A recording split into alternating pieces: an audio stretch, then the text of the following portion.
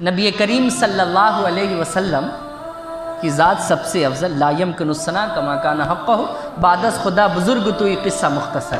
اللہ کے بعد اگر کوئی ذات ہے تو حضرت محمد صلی اللہ علیہ وسلم کی ذات ہے۔ آپ صلی اللہ علیہ وسلم مکہ جب چھوڑ کر مدینہ تشریف لاتے ہیں، ہجرت کر کر جب پہنچتے ہیں تو مدینہ میں نا اتفاقی بہت زیادہ تھی لوگوں کے درمیان۔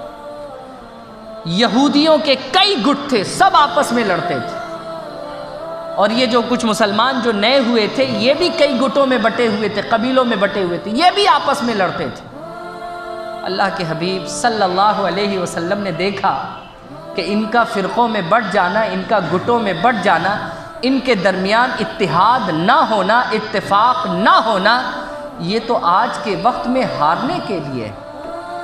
اگر جیتنا ہوگا تو ان کے درمیان اتحاد پیدا کرنی ہوگی۔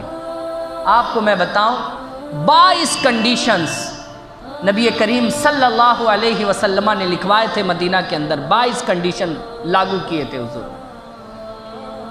وہ 22 کنڈیشن 42 کنڈیشن کیا ہیں وہ ذرا سا غور سے سمجھنے کی بات ہے۔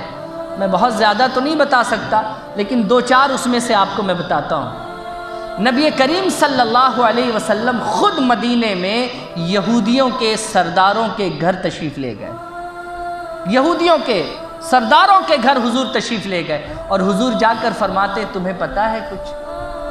وہ کہتے ہیں کیا؟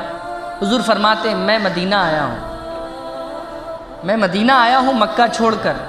کفار مکہ مدینے پر حملہ کریں گے، جب حملہ کریں گے تو تمہارے آس پاس میں جو کچھ مسلمان ہیں ان کے گھر تباہ ہوں گے، ان کے گھر لوٹے جائیں گے، وہ کمزور پڑ جائیں گے۔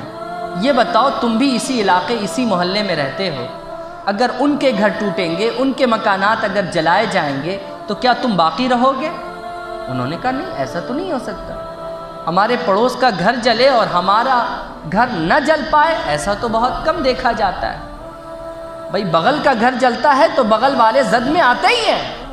تو آپ صلی اللہ علیہ وسلم نے فرمایا تو پھر ایسا کیوں نہیں کرتے؟ اگر ہم پر کوئی حملہ کرنے آئے تو تم ہمارا ساتھ دے دینا، تمہیں کوئی پریشان کرنے آئے گا تو ہم تمہارا ساتھ دے دیں گے، تمہیں اگر کوئی پریشان کرنے آئے گا تو ہم تمہارا ساتھ دے دیں گے۔ اور یاد رکھو آزادی رہے گی، تم جو کرتے ہو کرو، تم جسے پوچھتے ہو پوچھو، تم جو کچھ رسم و رواج کے ساتھ چلتے ہو چلو، ہم اس میں کوئی دخل اندازی نہیں کریں گے، مگر یاد رکھو ہمارے درمیان، ہمارے محلے، ہمارے آپس میں کسی بھی طریقے کا کوئی اختلاف نہ ہو، کوئی جھگڑا نہ ہو، انوائرمنٹ اچھا ہو، خوشگوار ماحول ہو، ایسا بنانے کے لیے آؤ ہم آپس میں معاہدہ کر لیں۔ آپ صلی اللہ علیہ وسلم نے کمپرومائز کر لیا ان سے۔ ایک بات مجھے بتائیے، وہ تو کلمہ پڑھنے والے لوگ نہیں تھے، وہ تو اسلام کے کھلم کھلا دشمن تھے، مگر اس کے باوجود حضور نے ان سے معاہدہ کیا۔ کیا مقصد تھا؟ کیا مقصد تھا؟ خوشگوار ماحول پیدا کرنا، انوائرمنٹ کو بہتر بنانا، آپسی نا اتفاقی سے لوگوں کو دور رکھنا۔ اور اس کا رزلٹ کیا ہوا؟ دیکھتے دیکھتے جو کبھی اسلام کے دشمن تھے جب حضور سے معاہدہ کر کر حضور کے قریب آ گئے تو نتیجہ یہ ہوا کہ مدینے کا ایک گھر بھی باقی نہیں تھا جہاں کفر بچا تھا، ہر گھر میں اعلان نبوت کے معاملات پہنچ چکے تھے، اور سارے گھر کے لوگ کلمہ پڑھ کر مسلمان ہو چکے تھے۔ یہ کس کی برکت انہیں ملی؟